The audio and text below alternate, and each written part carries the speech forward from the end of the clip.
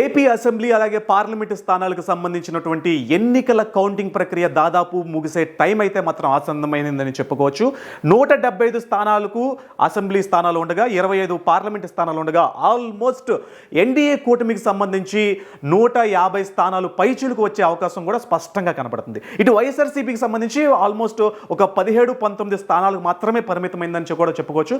అటు ఎంపీ స్థానాల్లో ఒక 2 చోట్ల మాత్రమే వైఎస్ఆర్సీపీ అభ్యర్థులు గెలిచినటువంటి, అది కూడా చాలా తక్కువ మెజారిటీతో గెలిచినటువంటి అవకాశాలు కూడా కనబడుతున్నాయి. ఏది ఏమైనా ఇవాళ మధ్యాహ్నం 3 గంటలకు సీఎం జగన్ తన సీఎం పదవికి రాజీనామా చేసి ఆ రాజీనామా పత్రాన్ని మధ్యాహ్నం 3 గంటలకు రాజ్భవన్లో ఉన్నటువంటి గవర్నర్ అబ్దుల్ నజీర్కు కూడా అందజేస్తారు.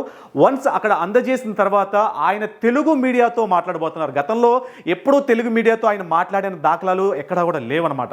కానీ ఇవాళ ఆయన సీఎం యొక్క రాజీనామా పత్రాన్ని గవర్నర్కి అందజేసిన తర్వాత తెలుగు మీడియాతో మాట్లాడి అసలు వైఎస్ఆర్సీపీ ఓడిపోవడానికి గల కారణాలు ఏమైనా చెబుతారా, లేదా వైఎస్ఆర్సీపీ పార్టీకి సంబంధించి ఏమైనా లోపాలు ఉన్నాయా, మంత్రుల దగ్గర నుంచి ఎటువంటి లోపాలు ఉన్నాయా, ఇవన్నీ కూడా ఆయన తెలియజేసే ప్రయత్నం అయితే చెప్తారని అందరూ కూడా ఆల్మోస్ట్ ఆలోచిస్తున్నారు.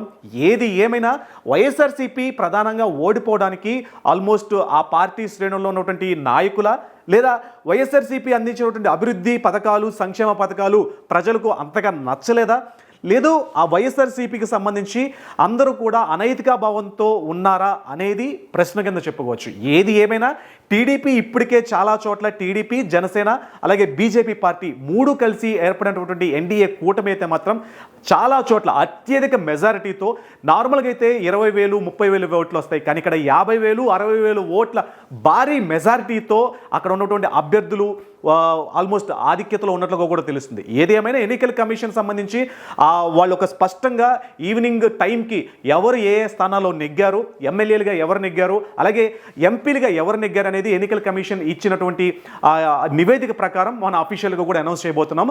సో ఏది ఏమైనా ఇప్పుడైతే మాత్రం వైఎస్ జగన్మోహన్ రెడ్డి తన సీఎం పదవికి రాజీనామా చేసి మధ్యాహ్నం 3 గంటలకు గవర్నర్ అబ్దుల్ నజీర్ కూడా అందజేసే ప్రయత్నం చేస్తున్నారు. ఆఫ్టర్ అందజేసిన తర్వాత తెలుగు మీడియాతో ఏం మాట్లాడబోతారు అనేది కూడా మనం చూస్తుంటాం.